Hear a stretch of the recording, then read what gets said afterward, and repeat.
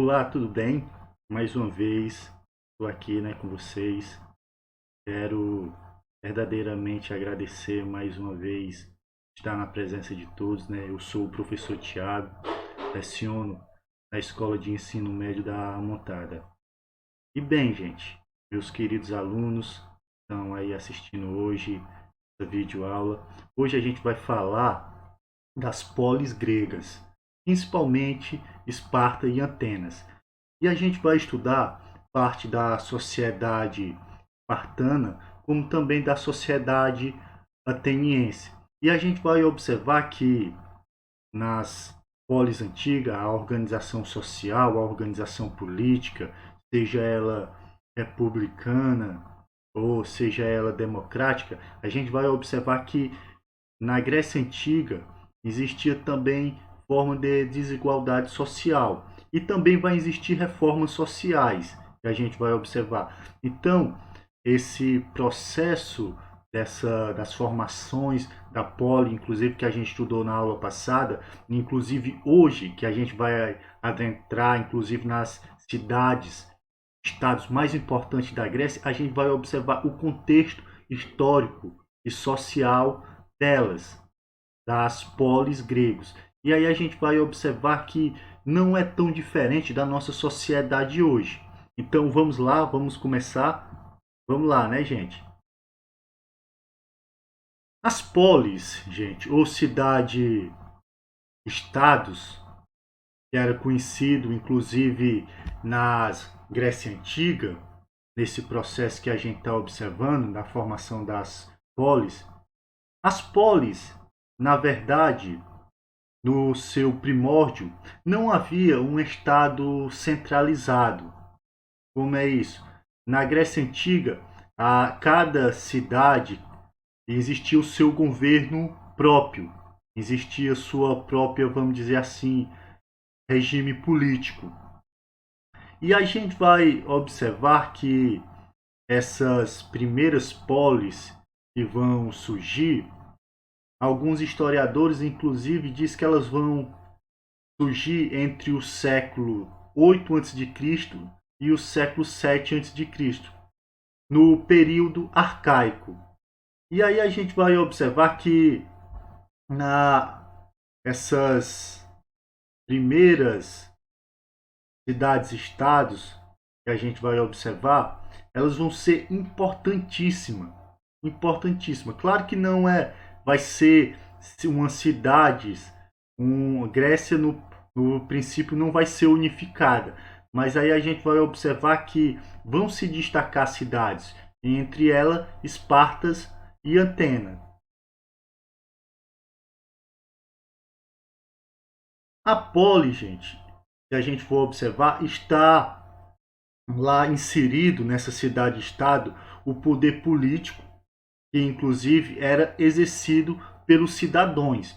Os cidadãos que habitavam a cidade, principalmente, eles vão participar principalmente da Assembleia, que ficava localizada na Ágora. Ágora, na verdade, era uma praça pública, se a gente for observar, onde todos os cidadãos gregos eles iam lá principalmente discutir política, algo que era interesse público. Então a gente vai observar que o interesse público, os cidadãos que participavam verdadeiramente da vida pública das cidades, eles tinham total, vamos dizer, participação política. Eles eram capazes de elaborar leis e, se a gente for observar as leis, alguns cidadãos também, eles vão na poli, eles vão começar a ter um destaque. E quando eles começam a se destacar nas cidades-estado, vai surgir a figura do político. Mas a gente vai observar que a política é de interesse de todos os cidadãos. Se a gente for notar, eles vão participar da vida pública diretamente.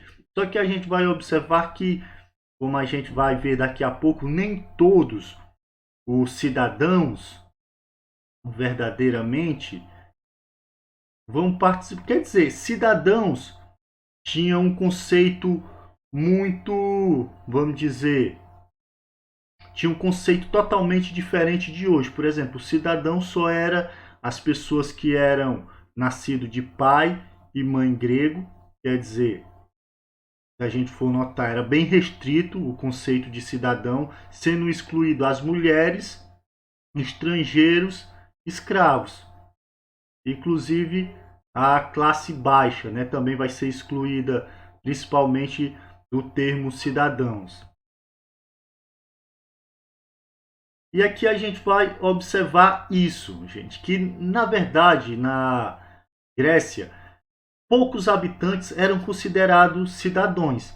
Apenas quem era considerado cidadãos eram os homens livres, nascidos de pais e mães gregos, proprietários de terras, artesãos, comerciantes e pequenos proprietários de terra. Só que eram que tinham o direito, principalmente à cidadania grega.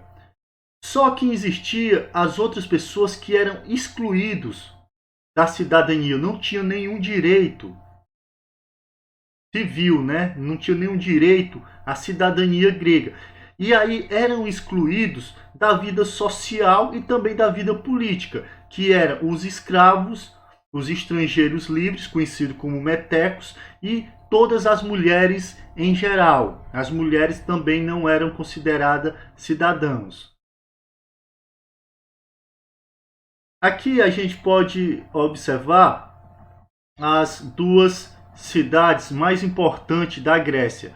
Se a gente for observar aí no Peloponeso, está localizada a cidade de Esparta, né?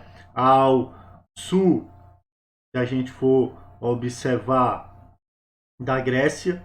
E na Ática fica localizado Atenas, onde que vai ser conhecida principalmente como uma das civilizações, pelo processo de miscigenação, vai ter uma das culturas mais belíssimas na arte, na ciência. Se a gente for notar que vai surgir tudo o que Atenas vai se tornar é pelo processo de miscigenação, né? No processo de aculturação que ele vai aprender de outro povo. Diferente da Esparta, que vai se permanecer isolada, fechada. E aqui a gente vai falar agora de uma sociedade que, como historiador principalmente, eu acho muito interessante a cultura espartana, apesar também da cultura ateniense ser verdadeiramente uma cultura que vai se adaptar, vai ter um contexto social totalmente diferente, vai ser belíssimo. Mas a cultura espartana verdadeiramente vai ser também muito belíssima. Por exemplo, a Esparta, ela vai ficar ao sul do Peloponeso, como vocês estão vendo aí no mapa, é na parte sudeste. E aí a gente vai observar que ela vai ser fundada aí no século 9 a.C. Depois ela vai ter um processo totalmente de expansão, né, territorial, que vai durar até o final do século 7 a.C. A Esparta, ela vai ter um processo de expansão territorial tão grande que ela vai dominar um terço do Peloponeso. Então vai ser uma expansão territorial gigantesca, né? Que verdadeiramente o Peloponeso é uma região gigantesca. E aí a gente vai observar que no contexto ela dominar um terço, ela vai dominar um território gigantesco. A gente vai observar que a cidade de Esparta, diferente de Atenas, ela vai permanecer principalmente isolada das outras cidades e estados. E principalmente a gente vai observar que a cidade, a polis espartana, ela vai ser principalmente ter uma cultura militar, uma cultura, uma disciplina rígida e uma disciplina totalmente militar. Todos os seus habitantes, os cidadãos, a gente vai observar que vão ser pertencentes ao exército, vão pertencer ao militar. Por que cidadãos? Por que todos? Porque cidadãos só vão ser os homens, né? Os que são natos, nascidos de pai e mãe gregos. E quer dizer que habitam na cidade de Esparta. E Esparta, principalmente, eles vão criar um exército permanente. O que é esse exército permanente? Diferente de algumas sociedades mais antigas, só era formado o exército no período de guerra. Aqui não, a gente vai observar que Esparta ela vai ter um exército permanente para guerrear a qualquer momento, porque eles vão estar totalmente preparados para a guerra. Isso é a vantagem, inclusive, do exército permanente. Inclusive, um exército permanente também é ensinado táticas militares, inclusive a mais famosa, que é a chamada falange espartana, que era uma técnica militar utilizada pelos espartanos e muito conhecida, inclusive na época, como sendo uma das táticas militares mais avançadas da época. A gente vai observar que Esparta ela vai estabelecer relações sociais e econômicas, principalmente na base da subordinação dos indivíduos ao Estado. O que é que acontece isso? Por que isso acontece em Esparta? A gente vai observar que Esparta, o cidadão, o Estado, na verdade, basicamente era dono do cidadão. O cidadão pertencia ao Estado e o próprio indivíduo ele era subordinado ao Estado, a fazer a vontade do Estado. E isso, se a gente for observar, é quase Esparta, verdadeiramente, é quase uma ditadura militar, se a gente for observar assim. A sociedade espartana era dividida em basicamente três classes sociais. Os espartanos, né, que eram inclusive descendentes dos dórios, e principalmente a gente vai observar que são os únicos a terem os direitos à cidadania. Também os espartanos eles vão ter as melhores terras, as terras mais férteis localizada no Peloponeso. Então as melhores terras vão ser dos espartanos. E principalmente os espartanos, eles basicamente tinham duas atividades que eles se dedicavam. Uma à política e outra ao exército, que era verdadeiramente a guerra. A Esparta era uma sociedade militar. Outra sociedade eram os periércos, que na verdade eles já eram habitantes dessas regiões que foram ocupadas pelos dórios. Eles, embora os periércos fossem livres, eles eram submissos total aos espartanos. E ainda eles não tinham direitos políticos e eles viviam basicamente nas periferias, né, das cidades, principalmente de Espartas. Outro classe social da Esparta era os ilotas, que eram formados principalmente pelos antigos habitantes do Peloponeso.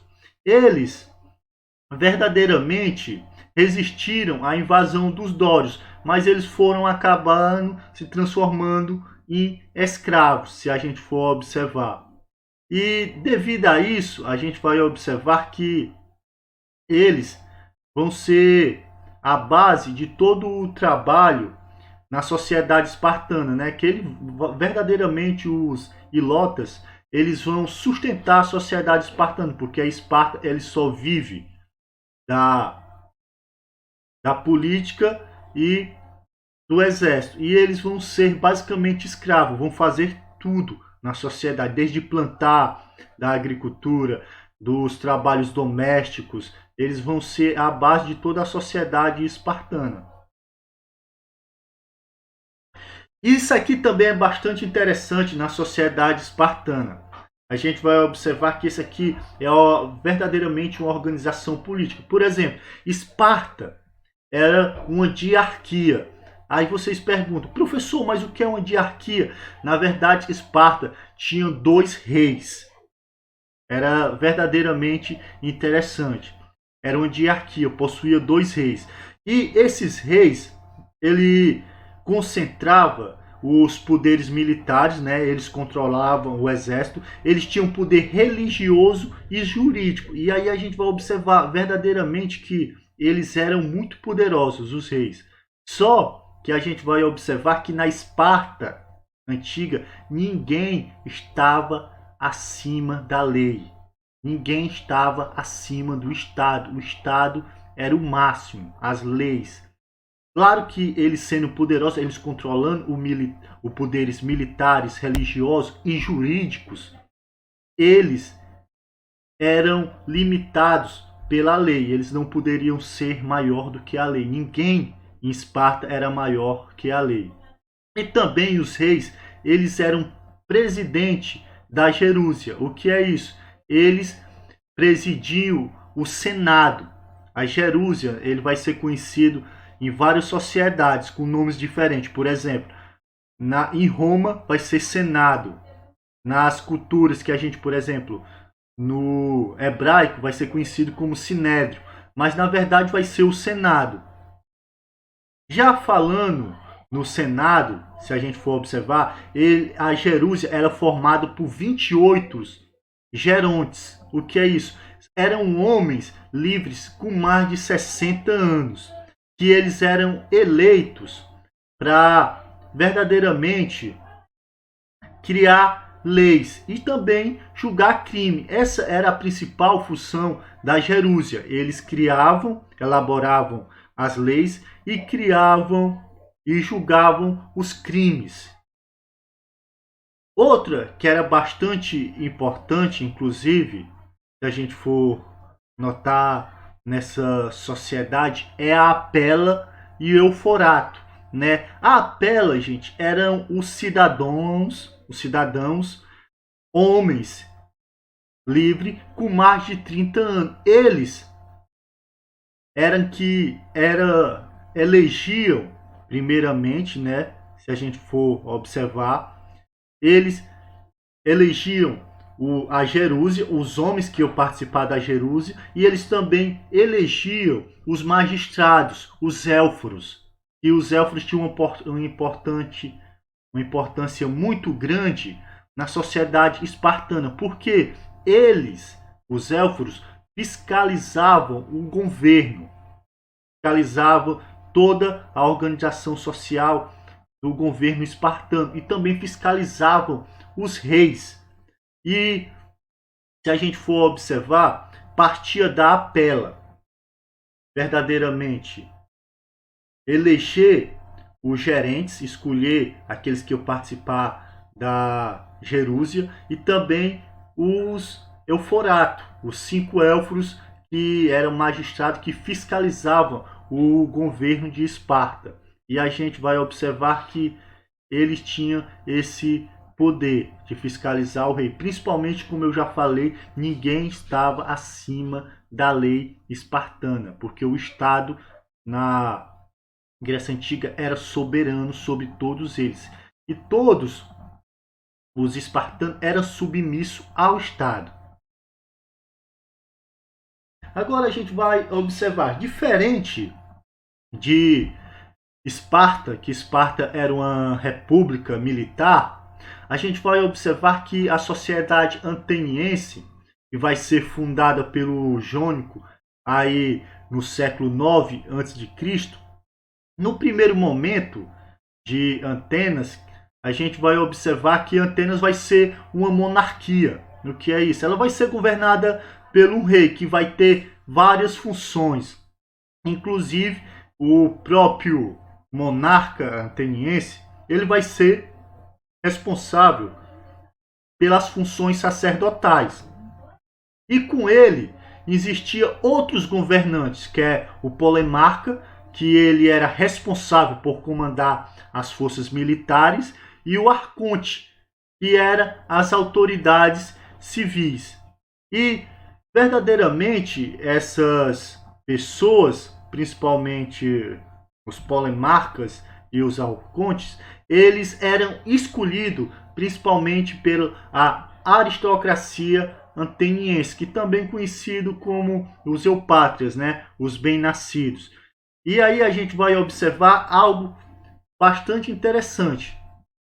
Claro que Atenas, diferente da Esparta, ele vai se transformar ao longo do tempo numa democracia. E aí a gente vai ver como acontece esse processo. Vai ser basicamente assim, gente. A realeza, né, vai acabar. Mas como é que vai surgir isso? Por exemplo, os polemarcas e os arcontes, eles vão passar a exercer o poder político, militar e religioso. Como é isso? Basicamente que a sociedade, vamos dizer, ateniense, ela vai ficar tão poderosa que vão destituir o rei, a realeza vai ficar extinta, vai acabar. E aí os polemarcas e os arcontes vão assumir o poder político, militar e religioso. Claro que eles, principalmente, eles vão ser apoiados pelos conselhos dos anciãos, o aeropago, né, que era formado inclusive pelos eupátridas. O que é isso? Eupátridas, de novo, aí, que são os bem-nascidos, são aqueles pessoas com, vamos dizer, de melhores condições sociais. E aí a gente vai observar que esses eupátridas, que participavam da aristocracia ateniense, verdadeiramente eles vão ser compostos por homens basicamente mais poderosos da Atenas, né, com as melhores terras, inclusive, que vão ser politicamente influentes. Principalmente a gente vai observar que ao lado do Aeropago, que era formado pelo Eupátrida, os homens mais importantes, os bem-nascidos, ricos, né, e poderosos da Atenas, vai ter também do lado deles a Assembleia, que na Grécia Antiga vai ser chamado de eclésias, que era composta principalmente de homens livres e também que faziam parte do exército. E eles, principalmente, apoiavam os governantes e eles tinham a eclésias, né, a assembleia, aprovavam as leis e eles eram responsáveis pelas questões, vamos dizer assim, questões de paz e as questões de guerra. Eles decidiam, né, se se existiria paz naquele ou se eles iam à guerra, guerrear. Só que, apesar da Grécia ser uma democracia, a gente vai observar que em Atenas, principalmente, existia uma grande desigualdade social. Como assim, professor? Se ela é uma democracia que preza os direitos iguais e existiu desigualdade social? Porque, basicamente, na cultura grega, a gente vai observar que nem todo mundo eram cidadãos, tá certo? A gente vai observar, por exemplo, as mulheres não eram, os escravos não eram, os estrangeiros não eram cidadãos. Então a gente vai observar que isso vai prezar pela desigualdade social, principalmente porque não tem ninguém que lute pelos direitos dessas pessoas. Só quem tinha direitos eram os homens e nascido de pais e mães gregos. Os outros nenhum eram considerados cidadãos. E aí o que que acontece? Em grande parte da sociedade grega, se a gente for observar, formada por comerciantes, pequenos camponeses e artesãos que viviam na miséria, a gente vai observar que a sociedade tinha uma grande desigualdade social. E aí a gente vai observar que também era formado, inclusive, por muitos escravos. E como eram esses escravos, professor? Era por guerra? Poderia ser escravo também por guerra, mas a maioria eram escravos por dívidas. Eles pediam verdadeiramente empréstimos e não podiam pagar, então eles se tornariam escravos até pagar as dívidas. Isso vai fazer com que em Atenas surjam vários conflitos sociais. E aí esses conflitos sociais vão obrigar os legisladores a promover reformas, principalmente essas reformas sociais, que alguns legisladores vão promover essas reformas. E aí a gente vai conhecer qual foram essas reformas. A gente vai observar que uma das mais importantes reformas nesse período vai ser realizada pelo arconte Salom em em 594 a.C. O que é que ele vai fazer? Primeiro, Salom ele vai perdoar todas as dívidas. Qual é isso? Se a gente for observar, existia a escravidão por dívida. Quem pedia empréstimo e não podia pagar, ia ser escravo até pagar a dívida. E também ele vai proibir a escravidão por dívidas. Inclusive, ele vai devolver as antigas propriedades tomadas pelos senhores de terras, que eram tomadas porque não podiam pagar, pediam um empréstimo, não podiam pagar, e aí eles tomavam as propriedades privadas como, vamos dizer assim,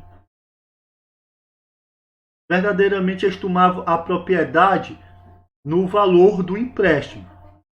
E aí a gente vai observar que ele também vai fazer outra reforma. Ele vai dar maiores poderes à eclésia. O que é isso? A assembleia. E aí também ele vai criar também um tribunal popular, o Buller. Qual era o objetivo do Buller? Eles eram juízes, né, que eram escolhidos por sorteio entre os cidadãos. E eles verdadeiramente iam julgar principalmente os crimes, né? Eles eram juízes, segundo as leis gregas. Também a gente vai observar que Salom ele vai estabelecer o voto para os cidadãos iguais para todos os cidadãos. Quer dizer, tanto faz ele ser rico como pobre, o voto vai ter o mesmo peso para todos. Só que a gente vai observar que essas reformas ela vai enfraquecer principalmente a aristocracia ateniense. E aí a gente vai observar que a aristocracia ateniense ela vai ter um declínio a partir de 561 a.C. até 528 a.C. Pouco depois, se a gente for observar do governo de Pisistrato, ele que foi um governante tirano, né, da Atenas, e ele vai fazer algumas coisas na sociedade. Ele vai verdadeiramente ser um ditador. E aí o que é que ele vai fazer? Primeiro, ele vai confiscar as propriedades dos nobres. Olha aí, se a gente for observar. E ele vai fazer reforma agrária, que a gente vai observar que grande parte da população ateniense não tinha terra. Se a gente for observar, quando a gente estudou a formação da polis, a gente vai observar que as terras ela ficou na mão da aristocracia, se a gente for observar, e muitos ficaram sem terra, ou aqueles que tinham terra ficaram com as terras inférteis e não produziu grande quantidade de alimento. E aí a gente vai observar que para acabar com essa desigualdade social, esse ditador Pisistrato, ele vai fazer uma reforma agrária. E aí ele vai verdadeiramente dividir a terra, confiscou a terra dos grandes e vai dividir com a população que ficou sem terra ou então com terras inférteis. Também é nesse período que ele vai também fazer obras públicas. Qual é o objetivo dessas obras públicas? É gerar verdadeiramente emprego para a população ateniense. Também é nesse período que ele vai incentivar principalmente a arte e o comércio. E aí Atenas, nesse período, é que ela vai se transformar num centro comercial, artístico e cultural de toda a Grécia, se a gente for observar. A partir daí, se a gente for observar, inclusive até as artes hoje, elas são influenciadas principalmente pelos modelos artísticos e culturais gregos. Se a gente for observar no Renascimento cultural, a gente vai observar que eles vão principalmente utilizar as culturas artísticas e a cultura grega como uma forma artística, principalmente que vão ser influenciados os renascentistas, e a gente vai observar que as artes e a cultura grega ainda influencia a sociedade atual hoje. É uma das culturas mais importantes, acredito. Mais importante não, eu não posso dizer que todas as culturas são importantes. Não existe uma cultura melhor do que a outra. Mas a que mais influenciou a sociedade. E aí a gente vai observar, gente, que a aristocracia ateniense verdadeiramente ela vai chegar ao fim, seu declínio, quando o arconte Clistene, que vai governar, né, vai ser entre 508 a.C. e 507 a.C., vai chegar ao seu declínio essa aristocracia ateniense. E aí o que é que vai acontecer? Os órgãos que eram legislativo, que era a Assembleia, ela vai se reunir principalmente a cada 10 dias. Verdadeiramente para quê? Elaborar leis. Se a gente for observar, não é diferente de hoje.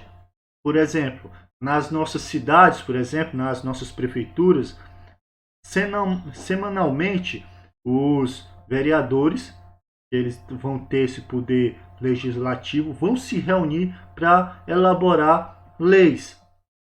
E aí, na ocasião, se a gente for observar, diferente de hoje, que existe um poder político, eles são legislativos, eles podem elaborar as leis. Na Grécia Antiga, qualquer cidadão ele tinha poder de opinar, tinha o poder de expor a sua opinião e dar seu voto, se a gente for observar. E aí a gente vai observar que todas essas reformas, elas vão verdadeiramente dar origem à democracia ateniense. Se a gente for observar, inclusive, o termo democracia, né, que o termo democracia significa verdadeiramente governo da maioria. E verdadeiramente o voto numa democracia é bastante importante. Verdadeiramente tem um valor verdadeiramente gigantesco, porque sempre a maioria vai exercer o seu poder. Na verdade, uma democracia é isso. A maioria é que vai demonstrar, a maioria é que vai ter o seu governo, é que vai destacar sua opinião e também o poder. Apesar como eu já falei, Atenas se tornar uma democracia, muitas pessoas eram excluídas da cidadania, tanto espartana como também excluídas da cidadania grega, da sua cidadania ateniense. Por quê? Os gregos, como eu já falei, não consideravam mulheres, escravo ou ex-escravo ou estrangeiro como cidadãos. Eles não tinham nenhum direito. Quem era cidadãos? Se a gente for observar, os cidadãos eram apenas os homens, que eram nascidos de pais e mães gregos. Ele era que exercia a cidadania. Claro que a maior parte da população eram excluídos nesse aspecto. Por exemplo, de cerca de 360 mil pessoas, né, que fazia parte de uma população aí de 400 mil no século V a.C., não eram considerados cidadãos. Quer dizer, em Atenas tinha 40 mil pessoas. 360 mil pessoas não eram considerados cidadãos. O que é que acontece? A maioria não era considerado cidadão. Apenas 40 mil pessoas, apenas os homens, eram considerados cidadãos. E isso impedia, principalmente, a participação dessas pessoas em assembleias. Só quem se reunia em assembleias para dar seu voto e opinar eram esses cidadãos, esses homens, principalmente pertencente à aristocracia ateniense, que claro que ela vai chegar ao fim, mas aí os pobres, os homens vão ter direito ao voto, mas as mulheres, os escravos e estrangeiros não vão ter a cidadania ateniense. A democracia, embora, se a gente for observar Atenas sendo uma democracia, e aí a gente vai observar, eram excluídos grande parcela da população, os cidadãos gregos, que eram os homens, tinham os seus 3 direitos essenciais. A primeira era liberdade individual, que a democracia garante a todos os seus cidadãos, ser livre, ter uma liberdade individual, principalmente de opinar, expor sua opinião e dar seu voto. Também eles tinham a igualdade perante a lei, nenhum deles era maior ou menor, todos os cidadãos eram iguais. E também a gente vai observar, por último, a de expressar sua opinião, inclusive durante as assembleias. Então isso, a democracia, apesar de não ser ateniense perfeita, de excluir grande parcela da população, os cidadãos tinham esse direito. Claro que uma democracia que vai excluir. Isso não é bom em qualquer democracia, mas verdadeiramente foi aonde que foi surgindo. Era o embrião de uma democracia, que mais tarde vai se transformar numa democracia e vai influenciar, inclusive, a política grega, influenciar nossa total. Se a gente for observar, nós vivemos numa democracia hoje, onde a gente tem o direito de opinar, nós temos o direito de expressar nossa opinião e dar nosso voto. Só que nessa democracia, se a gente for observar, muitas vezes nós não participamos. É diferente, né? Claro que como a maioria das pessoas que viviam nesse período na Grécia não tinham direito de opinar. E nós que podemos nós não fazemos isso, nós não opinamos. Bom, gente, a nossa aula chegou ao fim. Eu quero agradecer a participação de todos. Verdadeiramente agradecer por ter assistido o vídeo até aqui. Se vocês sentirem alguma dúvida hoje, vocês podem me perguntar, tá certo? Vocês têm as minhas mídias sociais, o meu Facebook, o meu WhatsApp. Então vocês podem sempre entrar em contato comigo para tirar eventual dúvidas. E também eu quis verdadeiramente ser mais sucinto possível, o mais breve possível, principalmente para que esse assunto, a democracia, que é bastante importante para a nossa sociedade atual, e principalmente a gente vai observar pelos contextos que nós vivemos, a gente vai observar que a história é um alimento gigantesco, né? Inclusive, como eu até posso, Cristo, ele falou, e inclusive eu repito aqui, nem só de pão vive o homem, né? A gente vai observar que a gente vive também do conhecimento. Então, eu quero que vocês verdadeiramente aprendam o significado de democracia, se a gente for observar. E, inclusive, entrar em contexto com a nossa democracia hoje, que era claro que era diferente pelo período histórico, mas que a gente tenha a capacidade verdadeiramente de saber o que é uma democracia. E democracia, se a gente observar o termo grego, governo da maioria, onde a maioria tem o direito de exercer sua opinião, tem direito de exercer a sua soberania, certo? Então, eu quero agradecer a participação de todos e parabenizá-los. Parabéns por participar das nossas aulas à distância, pelo esse verdadeiramente querer esse conhecimento. Parabéns a vocês e continue, certo? E eu vou me despedindo até aqui. Até a próxima aula.